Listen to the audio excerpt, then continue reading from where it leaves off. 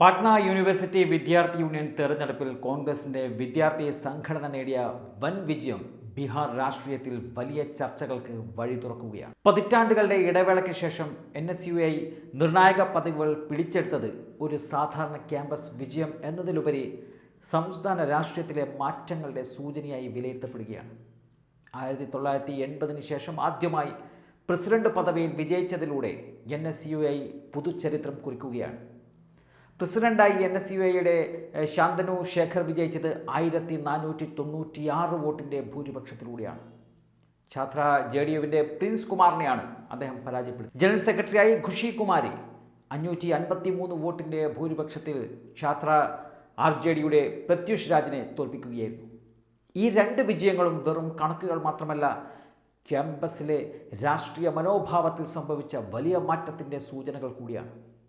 Vice president സ്ഥാനത്തേക്ക് ഒരു സ്വതന്ത്ര സ്ഥാനാർത്ഥി വിജയിച്ചതും ശ്രദ്ധേയമായ ഒരു കാര്യമാണ്. ഇത് വിദ്യാർത്ഥികൾക്കിടയിൽ പാർട്ടി രേഖകൾക്കപ്പുറം വ്യക്തിപരമായ സ്വാധീനവും വിശ്വാസ്യതയും നിർണായകമാകുന്ന ഒരു പ്രവണതയുണ്ട് എന്നുള്ളത് തെളിയിക്കുകയാണ്. ജോയിന്റ് സെക്രട്ടറി, ട്രഷറർ സ്ഥാനങ്ങളിൽ ABVP വിജയിച്ചെങ്കിലും അവിടെയും NSUI രണ്ടാം സ്ഥാനത്തെത്തുകയുണ്ടായി. അതായത് മിക്ക പ്രധാന പദവികളിലും NSUI ശക്തമായ മത്സരം കാഴ്ചവെച്ചു.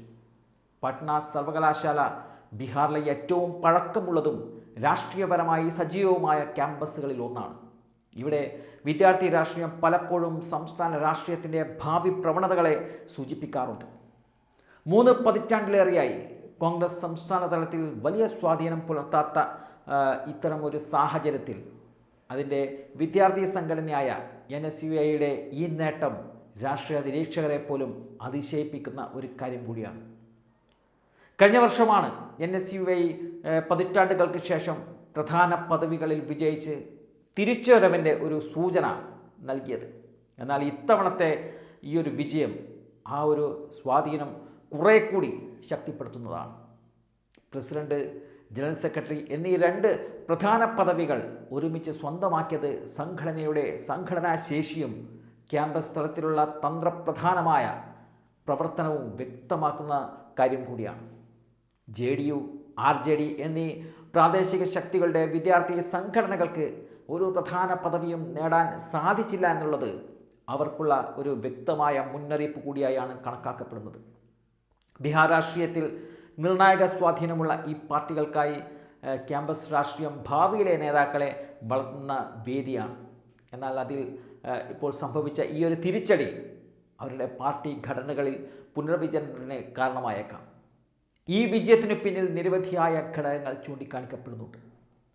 പുതിയ തലമുറയിൽ ആശയാധിഷ്ഠിത രാഷ്ട്രീയത്തോടുള്ള ആകർഷണം അത് വർദ്ധിച്ചിട്ടുണ്ട് എന്നതാണ് വിലയിരുത്തപ്പെടുന്നത്. തൊഴിൽ, വിദ്യാഭ്യാസ നിലവാരം, അതുപോലെ തന്നെ ക്യാമ്പസ് സൗകര്യങ്ങൾ തുടങ്ങിയ വിഷയങ്ങൾ മുൻനിർത്തിക്കൊണ്ടാണ് NSUI പ്രചരണം നടത്തിയത്. വ്യക്തിപരമായ ആക്രമണങ്ങൾക്ക് പകരം വിഷയാധിഷ്ഠിത സമീപനം സ്വീകരിച്ചതും വിദ്യാർത്ഥിക്കിടയിൽ വിശ്വാസം നേടിയതായി വിലയിരുത്തപ്പെടുന്നുണ്ട്. അതുപോലെ തന്നെ വനിതാ പ്രാതിനിധ്യം. ജനറൽ സെക്രട്ടറിയായി ഖുഷി കുമാരിയുടെ വിജയം ക്യാമ്പസിലെ വനിതാ വിദ്യാർത്ഥികൾക്കിടയിലും സജീവ പങ്കാളിത്തം പ്രതിഫലിക്കുന്ന ഒരു കാര്യമായി മാറി. ഇത് സംഘടനയുടെ ഉൾക്കൊള്ളുന്ന സ്വഭാവത്തെയും പുതിയ തലമുറയുമായി ബന്ധപ്പെടുവാനുള്ള കഴിവിനെയും അടയാളപ്പെടുത്തുന്നതാണ്. സംസ്ഥാന രാഷ്ട്രീയത്തിലെ സമവാക്യങ്ങളിൽ സംഭവിക്കുന്ന മാറ്റങ്ങൾ ക്യാമ്പസിലും പ്രതിഫലിക്കുന്നതായി കാണാൻ സാധിക്കും. ദേശീയ രാഷ്ട്രീയ ചർച്ചകൾ, യുവജന തൊഴിലില്ലായ്മ, വിദ്യാഭ്യാസ നയങ്ങൾ തുടങ്ങിയ വിഷയങ്ങൾ വിദ്യാർത്ഥി തെരഞ്ഞെടുപ്പുകളിലും പ്രാധാന്യമാർജിക്കുന്നുണ്ട്. അതിൻ്റെ പശ്ചാത്തലത്തിലാണ് NSUIയുടെ വിജയം വിലയിരുത്തപ്പെടേണ്ടത്. പാട്ന സർവകലാശാല വിദ്യാർത്ഥി യൂണിയൻ തെരഞ്ഞെടുപ്പിൽ NSUI നേടിയ ഈ വിജയം വെറുമൊരു ക്യാമ്പസ് രാഷ്ട്രീയ നേട്ടം മാത്രമല്ല, ബീഹാറിലെ യുവജന രാഷ്ട്രീയത്തിൽ സംഭവിക്കുന്ന സൂക്ഷ്മമായ മാറ്റങ്ങളുടെ ഒരു സൂചന കൂടിയാണ്. പതിറ്റാണ്ടുകൾക്ക് ശേഷം പ്രസിഡന്റ് പദവി പിടിച്ചെടുത്ത ഈ വിജയം സംഘടനയ്ക്ക് വലിയ ഒരു ആത്മവിശ്വാസം നൽകുന്നതോടൊപ്പം തന്നെ സംസ്ഥാന രാഷ്ട്രീയത്തിലും പുതിയ ചോദ്യങ്ങൾ ഉയർത്തുന്ന ഒന്നുകൂടിയാണ്.